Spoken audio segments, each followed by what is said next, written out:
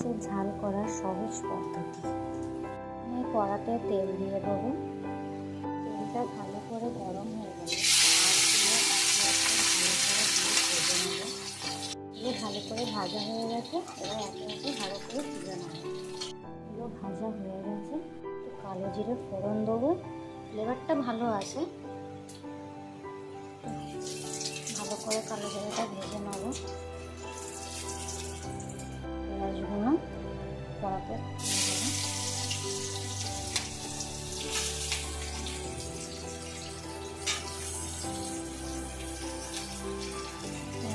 ভালো করে লাল হয়ে গেছে। আগে থেকে তৈরি করে রাখা মশলাগুলো এবার দিয়ে দেবো।